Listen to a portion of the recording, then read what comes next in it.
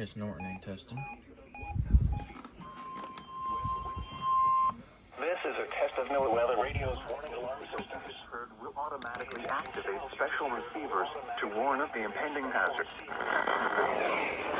Warning alarm feature will vary the distance from the transmitter. This test is conducted by the transmitter.